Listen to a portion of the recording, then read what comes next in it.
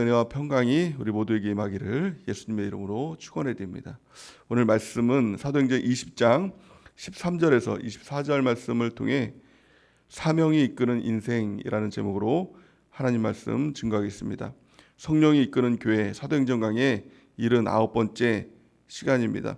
우리가 구원을 받은 것은 한마디로 말하면 우리 인생길이 바뀐 것입니다. 이전에는 가치 없는 인생을 살았는데 구원받고 난 다음에는 진정한 가치가 무엇인지를 발견하고 그 길을 걸어가는 것입니다. 구원받기 이전에 우리의 삶의 이유와 목적은 무엇이었습니까? 내 자신을 위한 것이었죠. 그리고 삶에 대한 목적이 또 삶에 대한 목표가 마음과 또 육체가 원하는 것이었습니다. 그래서 세상 사람들은 자녀들을 향해서 뭐라고 이야기합니까? 또 꿈이 뭐니? 라고 이야기할 때 너가 원하는 게 뭐니? 너가 하고 싶은 게 뭐니? 너가 하고 싶은 거 해. 이렇게 이야기를 합니다. 그게 세상 사람들의 이유와 목적이죠. 예수님을 믿기 전에 우리 모두의 삶의 이유와 목적은 내가 하고 싶은 게 뭔가, 내가 되고 싶은 게 뭔가, 그 중심이 뭐냐면 내 자신에게 있었습니다. 이 땅에 와서 사는 이유와 목적이 내가 하고 싶은 거 하고, 내가 되고 싶은 거 되고, 내 마음이 원하는 게 뭔가, 내 육체가 원하는 게 뭔가, 그것들을 하며 사는 것, 그것을 행복이라고 여기면서 또 그것을 이룬 것을 성공이라고 여기면서 살았습니다. 근데 가만히 보면 가치가 없죠. 자기가 되고 싶은 거 되고 하고 싶은 거 하고 그러다가 인생을 살다가 죽었습니다. 그게 인생이 전부라면 이처럼 가치 없는 인생이 어디 있겠습니까? 그냥 왔다 그냥 가는 인생이고 아무 쓸모없는 인생 아니겠습니까? 근데 성경은 그 인생에 대해서 한마디로 뭐라고 얘기하고 있냐면 그것이 바로 진노의 자녀다. 마귀 자녀의 특징이다. 라는 것입니다. 구원받기 이전의 삶은 다 그렇게 살다가 그냥 가는 것입니다. 그런데요, 예수님 믿고 난 다음에는 진정한 가치가 무엇인지를 발견하게 되는 것입니다. 성경은 이렇게 말씀하고 있습니다. 에베소서 2장 3절에서 7절 우리 같이 한번 읽어보겠습니다. 시작. 전에는 우리도 다 그 가운데서 우리 육체의 욕심을 따라 지내며 육체와 마음이 원하는 것을 하여 다른 이들과 같이 본질상 진노의 자녀이었더니 긍휼이 풍성하신 하나님이 우리를 사랑하신 그 큰 사랑을 인하여 허물로 죽은 우리를 그리스도와 함께 살리셨고 너희는 은혜로 구원을 받은 것이라. 또 함께 일으키사 그리스도 예수 안에서 함께 하늘에 앉히시니 이는 그리스도 예수 안에서 우리에게 자비하심으로써 그 은혜의 지극히 풍성함을 오는 여러 세대에 나타내려 하심이니라. 아멘. 이게 너무 귀한 말씀인 것이죠. 육체와 마음이 원하는 대로 본질상 진노의 자녀로 그냥 왔다 그냥 가는 인생. 예전에 어떤 가수가 이렇게 노래를 부를 때 옷 한 벌은 건져서 이렇게 벌거벗었다가 그런 노래도 있지 않습니까? 그러니까 이 땅에 살아가면서 70년, 80년, 길게 살면 90년, 100년을 살면서 그 인생의 목표가 옷 한 벌 건지는 것, 이거면 되지 않냐? 이렇게 이 정말 말도 안 되는 이런 인생에 가치 없는 그런 것들을 노래하는 것이 바로 세상 사람들, 진노의 자녀의 그런 모습이었다는 것입니다. 근데 은혜의 풍성한 하나님께서 그런 인생에서 우리를 건져주신 것, 이것이 구원이죠. 그리고 왜 너가 이 땅에 왔냐? 너가 가는 길이 어디냐? 너의 인생의 목적과 목표가 무엇이냐? 그것을 깨닫게 하시고 그 삶을 살아가게 하는 것, 이것이 구원의 삶인 것입니다. 저와 여러분들은 그 구원을 받은 것입니다. 그러므로 구원을 받은 우리의 모습은 예전의 진노의 자녀의 모습과 같이 이 땅을 살면서 가치 없는 인생을 살아서 안 된다는 것입니다. 내가 원하는 인생, 또 내가 되고 싶은 인생, 여기에 우리가 목숨을 걸어서는 세상 사람과 똑같은, 정말 그 마귀 자식과 똑같은 그런 인생을 살다가 나는 예수님 믿어서 천국 간다라고 생각하지만 그 끝은 지옥의 인생을 살아가게 된다는 것입니다. 가장 중요한 것은 인생의 이유와 목적을 발견하는 것입니다. 우리의 목표를 발견하는 것이죠. 그 목표를 뭐라 그럴까요? 그것을 다른 말로 말하면 사명이라고 이야기합니다. 이 땅에 우리가 온 이유와 목적, 구원받은 이유와 목적은 내가 원하는 것을 하기 위해서 이 땅에 온 것이 아니라, 우리가 구원을 받은 것이 아니라 하나님께서 하라고 하신 그 일, 그것을 이루며 나가는 것, 이것이 바로 사명이다라는 것입니다. 오늘 본 말씀에 보면 이 사도 바울이 사명을 발견했다고 이야기를 합니다. 그리고 사명을 위해서 살았다고 이야기합니다. 그리고 그 인생이 자기가 원하는 대로 원하는 것을 이루기 원하는 자기 자신이 끌고 가는 인생이 아니라 사명이 이끄는 인생을 살았다는 겁니다. 그리스도인의 삶이 무엇입니까? 한마디로 말하면 사명이 이끄는 인생이다라고 말할 수 있는 것입니다. 우리의 인생은 사명이 이끄는 것입니다. 하나님께서 이끄시는 것입니다. 그러기에 인생을 살면서 가장 중요한 것은 순종이지요. 내가 원하는 것을 자발적으로 무엇인가 이루는 것이 아니라 하나님께서 나에게 하라고 하신 것, 그것을 순종하며 나가는 것, 이것이 가장 가치 있는 인생이 되는 것입니다. 사도 바울이 발견한 그 사명이 무엇이었습니까? 하나님께서 우리 가운데 주시는 건 뭐 하라고 우리를 이 땅에 보내주시고 또 구원해 주셨는가? 오늘 본 말씀은 이렇게 말씀하고 있죠. 24절 말씀을 같이 한번 읽어보겠습니다. 시작. 내가 달려갈 길과 주 예수께 받은 사명 곧 하나님의 은혜의 복음을 증언하는 일을 마치려 하면은 나의 생명조차 조금도 귀한 것으로 여기지 아니하노라. 아멘. 우리의 인생은 달려갈 길이라는 것입니다. 그냥 흘러가는 대로 사는 인생이 아니라 내가 하나님께 주신 그 사명을 위해서 달려가는 인생을 살았다라고 사도 바울은 고백하고 있는 것이죠. 내가 달려갈 길과 주 예수께 받은 사명, 하나님께 받은 사명, 여러분들 그 사명이 있습니까? 그 사명이 뭐라고 이야기하고 있습니까? 곧 하나님의 은혜의 복음을 증언하는 일. 나에게 주신 하나님의 은혜, 나를 구원하신 하나님의 그 사랑, 그것을 나만 갖고 있는 것이 아니라 나 혼자 믿고 천국 가는 인생이 아니라 그것을 증언하는 일, 이것이 사명이다라고 말씀하고 있는 것입니다. 이것은 비단 사도 바울만의 사명이 아니라 저 여러분들에게도 주신 동일한 사명인 것입니다. 그 은혜를 받았다면 그 은혜를 누군가에게 전해주고 함께 천국 가는 것, 이것을 위해서 우리가 달려가는 인생을 살아가는 은혜가 있길 바랍니다. 목표가 분명하면, 목적이 분명하면 달려가죠. 그것이 바로 경기자와 같이 달려가는 인생 아닙니까? 근데 그 목표가 없다면 그냥 사는 것이죠. 그냥 하루가 해가 밝았으니까 눈을 뜨고 또 해가 졌으니까 눈을 감고 자는, 그냥 그 인생밖에 되는 것이 아닌 것입니다. 우리의 인생은 분명한 것입니다. 분명한 목적이 있는 것입니다. 목표가 있는 것입니다. 그 목표를 발견하고 우리가 달려가는 은혜가 우리 가운데 있길 원합니다. 그것이 사명이 이끄는 인생인 것입니다. 그래서 오늘 본 말씀을 통해서 사명이 이끄는 인생이 어떤 인생인가, 사도 바울은 세 가지를 통해서 그 모습을 보여주고 있는 것입니다. 오늘 성경 말씀을 통해서 그 모습을 살펴보기 원합니다. 가장 첫 번째 그 모습은 겸손과 눈물로 섬기는 인생이었다라고 말씀하고 있습니다. 오늘 19절 말씀 보면 이렇게 말씀하고 있죠. 곧 모든 겸손과 눈물이며 유대인의 관계로 말미암아 당한 시험을 참고 주를 섬긴 것과, 이렇게 말씀하고 있는 것입니다. 주를 섬기는 인생을 살 때, 우리가 교회를 섬기는 인생을 살 때 겸손과 눈물로 그 일을 감당했다는 것입니다. 사도 바울은 문자 그대로 교회를 섬겼습니다. 바울은 교회 안에서 자신을 드러내기 위해서 자랑하는 사람이 아니었고, 또 자신이 사도였다고 군림하는 인생도 아니었다는 것입니다. 성도들을 위해서 겸손하고 그들을 위해서 눈물로 섬기는 인생. 분명한 사명을 발견하면 우리가 이 인생을 살아가게 된다는 것입니다. 여러분들은 교회 생활을 왜 하고 있습니까? 우리가 구원을 받아도 이유와 목적을 상실하면, 사명을 발견하지 못하면 그 이유가 다 자신에게 있는 것입니다. 교회 다니는 이유와 목적이 무엇입니까? 내가 잘 되기 위해서, 내 자녀 잘 되기 위해서, 또 인생 행복하게 되기 위해서, 내 마음 평안하기 위해서, 또 예수 믿으면 성공한다고 하니까, 예수 믿으면 복 받는다고 하니까 교회 다니는 이유와 목적이 다 자기 자신에게 있는 것입니다. 이것은 다 틀린 것입니다. 구원받기 이전에 그 모습인 것이죠. 본질상 진노의 자녀의 모습인 것입니다. 이 모습에서 우리가 완전히 변화되어야 되는 것입니다. 우리가 교회 다니는 이유, 목적, 내 자신을 위한 것이 아니라 주님을 위한 것입니다. 우리가 교회 다니는 이유와 목적, 내 자신을 위한 것이 아니라 또 다른 영혼들을 위해서 우리가 구원받고 교회에 나오는 것입니다. 사도 바울은 모든 겸손과 눈물로 교회를 섬겼다라고 말씀하고 있는 것입니다.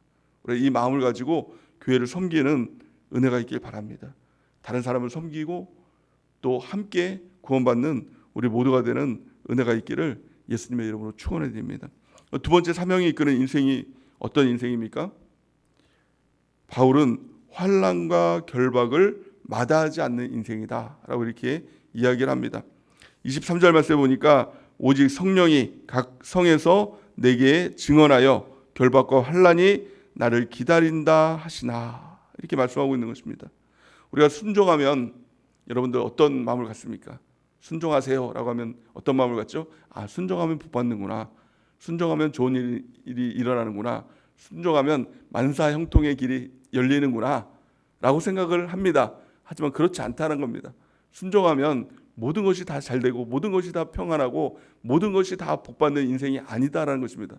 오늘 말씀해 보니까 사도 바울에게 다른 누가 얘기하는 것이 아니라 성령이 그에게 이야기하는 것입니다. 두 가지를 이야기하고 있는 것이죠. 어떻게 보면 모순된 이야기 같습니다. 첫 번째는 너 예루살렘으로 가라 라고 이야기를 합니다. 두 번째는 뭐라고 얘기합니까? 그 길에는 결박과 환난이 기다리고 있어 라고 이야기합니다. 모순 같죠? 순종해, 그러면 좋은 일이 일어날 거야, 이게 맞는 것 같은데, 순종해, 그럼 만사형통할 거야, 평안이 있을 거야, 이렇게 해야 맞는 것 같은데, 순종해, 예루살렘으로 가, 그러면 거기서 결박과 환난이 너를 기다리고 있을 거야, 이렇게 얘기를 합니다. 우리가 교회 안에서 순종을 합니다. 그래서 때로는 이제 영적 리더의 말에 순종을 하기도 하고, 또 하나님께서 주시는 감동 가운데 순종을 하죠. 그래서 때로는 셀장하세요 그러면 네, 셀장하겠습니다. 또 때로는 어떤 봉사를 하세요, 네, 봉사를 하겠습니다. 또 전도를 하세요 그러면 전도하겠습니다. 헌신하세요 그러면 헌신하겠습니다. 이렇게 얘기합니다. 근데 그 이면에 보면 그 마음에 깔린 그런 베이스가 있어요. 순종하면 뭔가 좋은 일이 있겠구나. 내가 뭐 셀장이 되면, 내가 뭐 찬양단이 되면, 내가 어떤 봉사를 하면 내 삶에 또 하나님께서 주실 놀라운 축복들이 있겠구나, 이런 기대를 합니다. 근데 이런 기대를 깨뜨려야 됩니다. 순종은 그 순종 자체로 목적이 있는 것입니다. 그 순종 끝에 환난이 기다려도, 그 순종 끝에 결박이 기다려도 우리는 주님의 말씀 앞에, 주님의 말씀이기에 순종하며 가는 것입니다. 순종하면 뭘 주겠다, 이 생각들을 버려야 된다는 것입니다.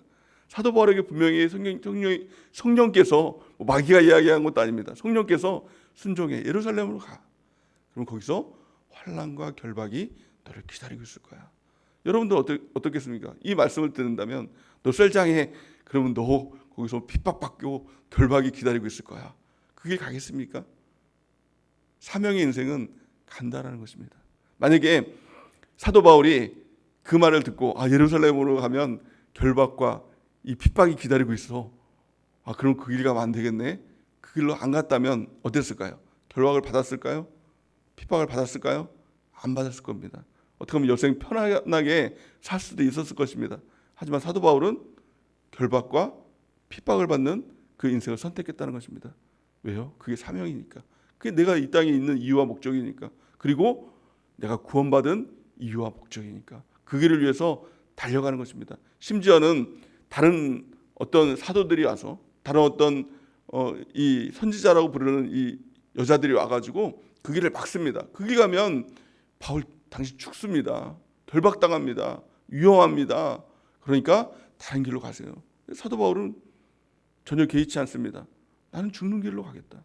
그게 주님의 뜻이라면 나는 그 길로 가겠다. 사명 감당하겠다.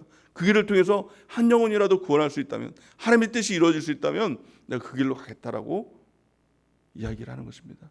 이게 사명을 감당하는 사람의 이유인 것입니다. 예수님도 마찬가지죠. 십자가 지면 어떻습니까? 죽는 길이죠. 고난당하고 핍박당하고 죽는 길이죠. 하지만 그 길을 가는 것입니다. 왜 그럴까요?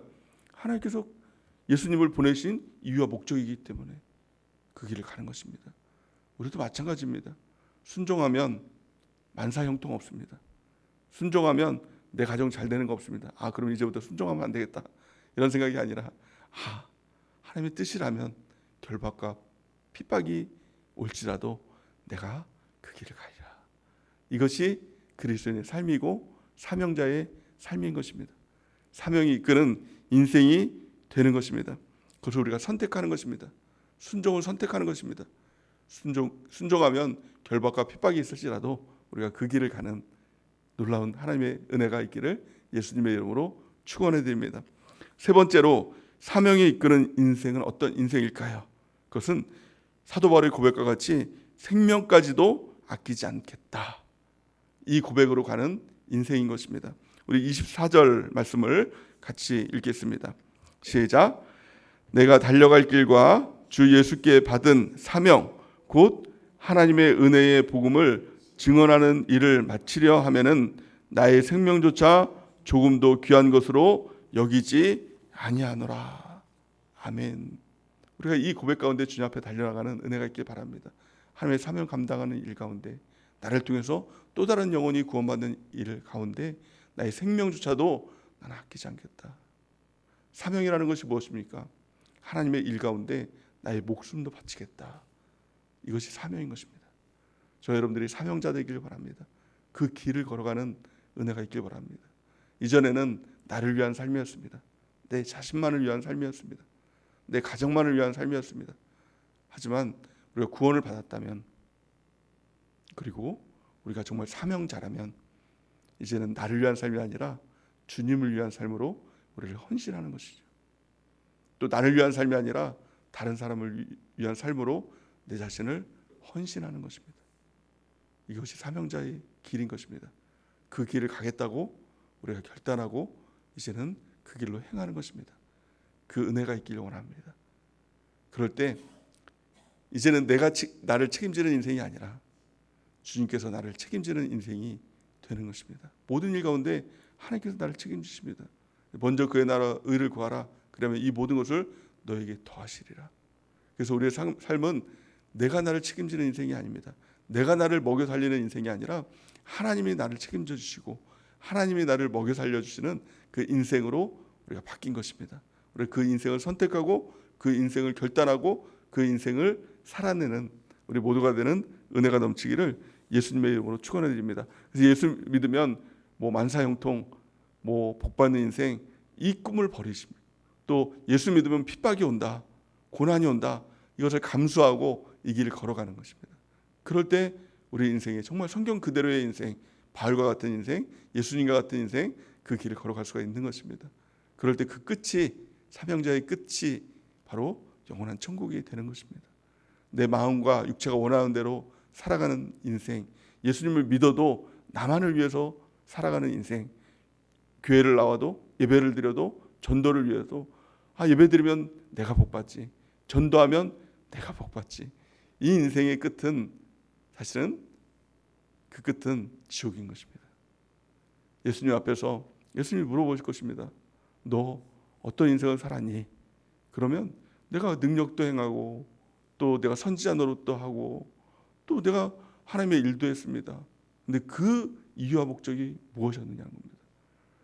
능력도 행하고 선지자 노릇도 하고 그 모든 것을 다 하고 귀신을 쫓아내도 그 목적과 목표가 자기 자신을 위한 인생이었다면 예수님은 말씀하실 것입니다. 내가 너를 도무지 알지 못한다. 나만을 위한 인생을 살아가는 사람은 주님이 알아주지 않는 인생이 되는 것입니다. 주님께서 인정하지 않는 인생이 되는 것입니다. 내 자신을 위한 삶이 아니라 주님을 위한 삶으로, 다른 사람을 위한 삶으로 우리가 헌신할 때, 우리 자신을 하나님께 드릴 때, 내 생명조차도 아끼지 않고 주님께 드릴 때 우리 주님이 나를 알아주시는 인생, 인정하시는 인생, 내가 너를 안다, 내가 너를 사랑한다, 어서 와라 라고 우리를 맞아주시는 그 인생이 될 줄을 믿습니다. 그렇다면 어떻게 하면 우리가 사명이 이끄는 인생을 살아갈 수 있을까요? 사도 바울의 고백을 통해서 우리가 그 힌트를 얻기 원합니다. 두 가지 힌트를 사도 바울은 주고 있는데요. 사도 바울은 이렇게 이야기를 합니다. 고린도전서 15장 9절에서 10절 우리 같이 한번 읽어보겠습니다. 시작. 나는 사도 중에 가장 작은 자라. 나는 하나님의 교회를 박해하였으므로 사도라 칭함받기를 감당하지 못할 자니라. 그러나 내가 나된 것은 하나님의 은혜로 된 것이니 내게 주신 그의 은혜가 헛되지 아니하여 내가 모든 사도보다 더 많이 수고하였으나 내가 한 것이 아니오 오직 나와 함께 하신 하나님의 은혜로라. 아멘. 가장 첫 번째 우리가 하나님의 사명 감당하고 주를 위해서 다른 사람을 위한 삶으로 그 인생길을 선택하며 나가는 인생의 가장 첫 번째 시작은 자기 부인입니다. 사도 바울은 이렇게 얘기하죠. 나는 사도 중에 가장 작은 자라. 나는 하나님의 교회를 박해하였으므로 사도라 칭함을 받기를 감당하지 못할 자라. 완전한 자기 부인이죠. 그 이후에 사도 바울은 뭐라고 또 고백을 하느냐? 나는 죄인 중에 괴순이라. 나는 아무것도 아니다. 나의 나 된 것은 아무것도 아닌 인생이다. 나는 이렇게 고백을 하는 것이죠. 우리 교회 안에서도 자꾸 자기 부인이 안 되면 자기의 공로가 드러나길 원하죠. 내가 뭔가를 하면 그래 내가 이 정도로 했으니까 자기의 이름이 자꾸 높아지길 원하는 것이죠. 자꾸 인정받기를 원하는 것이죠. 내가 이 정도 수고했는데 날 좀 알아줘야 되지 않겠느냐. 이게 다 자기 자아거든요. 근데 이게 부인되어야 됩니다. 나는 아무것도 아닙니다. 나는 정말 사도 중에 가장 작은 자입니다. 아니 나는 죄인 중에 괴수입니다. 이 완전한 자기 부인이 있을 때부터 진정한 사명자가 되는 것입니다. 이 자기 부인이 있을 때 두 번째로 나타나는 일들이 무엇입니까? 10절 보니까 하나님의 은혜가 보이기 시작한다는 것입니다. 10절 말씀에 보니까 그러나 내가 나 된 것은 하나님의 은혜로 된 것이니 모든 것이 하나님의 은혜입니다. 하나님께서 하셨습니다. 내가 한 것이 아니라 하나님께서 하셨습니다. 내게 주신 그의 은혜가 헛되지 아니하여 내가 모든 사도보다 더 많이 수고하였으나 내가 한 것이 아니요 오직 나와 함께 하신 하나님의 은혜로라. 너무나 멋진 고백 아닙니까? 하나님께서 하셨습니다. 이 고백이 있으면 어떻게 하나님께서 내가 너를 모른다 이렇게 할 수 있겠습니까? 하나님께서 하셨는데요. 하나님께서 하셨잖아요. 내가 한 것 없습니다. 하나님께서 하셨잖아요. 나를 통해 하나님께서 하셨잖아요. 그럼 하나님께 모르는 사람입니까?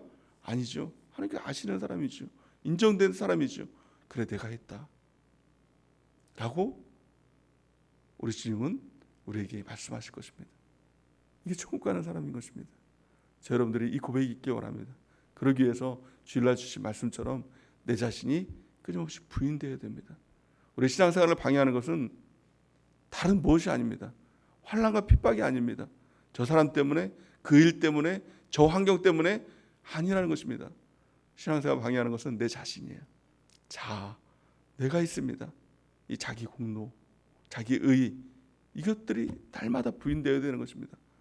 나의 나 된 것은 오직 주님께서 하신 것입니다 라고 고백하는 것이죠. 모든 것이 하나님의 은혜입니다. 나는 아무것도 아닙니다. 이 고백으로부터 시작이 되는 것입니다. 우리가 어떤 이 신학자가 그런 얘기를 했습니다. 앤드류 머류라는 그런 사람이 이런 얘기를 했는데요. 내가 낫싱이 될 때 하나님의 에브리싱이 됩니다. 이 고백을 했다는 겁니다. 내가 낫싱이 돼야 하나님의 모든 것이 되는 것입니다. 에브리싱이 되는 것이죠. 내가 조금이라도 무엇인가 있다라고 생각하면 하나님이 낫싱이 되는 것입니다. 내가 썸씽이 되면 하나님은 낫싱이 되는 것이죠. 내가 낫싱이 됐을 때부터 하나님의 에브리싱이 되는 것이다 라는 것입니다. 완전한 자기 부인이 완전한 하나님의 의를 이룰 수가 있는 것입니다. 오늘 이 새벽 예배 나온 이유가 무엇입니까? 여러분들이 새벽 예배 나온 이유가 무엇입니까? 내 자신을 위해서 이 생각부터 버리는 것입니다. 내가 낫싱이 되기 위해서. 나는 아무것도 아닙니다. 이 고백하기 위해서 우리가 이 새벽 예배에 나온 것입니다. 그럴 때 우리 주님께서 우리를 만나주실 때 에브리싱이 되는 것이죠. 하나님이 나의 모든 것이 되는 것이죠. 우리의 삶의 모든 것 역사는 하나님이 이루시는 것입니다. 그 일들을 이루며 나가는 은혜가 있길 바랍니다. 자기 부인하기 위해서 이 새벽 예배에 나온 것입니다. 오늘도 그 고백하고 나의 나 된 것 오직 하나님의 은혜입니다. 이게 하나님이 모든 것 되십니다. 그럴 때 우리의 삶에 진정한 열매가 맺혀지게 되는 것입니다. 우리의 사역에, 우리의 셀에, 우리의 가정에, 또 우리 주변에, 또 믿지 않는 자들에게 있어서 하나님의 모든 것이 되시는 그 열매가 맺혀지는 비결, 나는 아무것도 아닙니다. 자기 부인으로부터 시작되는 것입니다. 그것이 사명자의 인생이 되는 것입니다. 우리 인생에 나를 위한 인생이 아니라 내 자신을 위한, 내 가정을 위한 인생이 아니라 주님을 위한 인생이 되길 원합니다. 내 자신 무엇이 선도하고 있습니까? 무엇이 이끌어가고 있습니까? 오직 사명이 이끄는 인생으로 살아가는 우리 모두가 되는 은혜가 넘치기를 예수님의 이름으로 축원해 드립니다. 예수님이 이렇게 말씀합니다. 마태복음 16장 24절 보니까 이에 예수께서 제자들에게 이르시되 누구든지 나를 따라오려거든 자기를 부인하고 자기 십자가를 지고 나를 따를 것이니라 이렇게 말씀하고 있죠. 그래서 자기 부인이 안 되면 주님을 따르는 인생이 아닌 것입니다. 사도 바울도 이렇게 고백을 합니다. 고린도전서 15장 31절 보니까 형제들아 내가 그리스도 예수 우리 주 안에서 가진 바 너희에 대한 나의 자랑을 두고 단언하니 나는 날마다 죽노라. 자기 부인한다. 이것이 나의 자랑이다. 이렇게 얘기하는 것입니다. 우리가 날마다 자기 부인을 하고 우리 주님을 따라가고 오직 은혜가 이끄는 인생, 사명이 이끄는 인생으로 살아가는 우리 모두가 되는 은혜가 넘치기를 예수님의 이름으로 간절히 축원해 드립니다. 우리 하나님 기도하는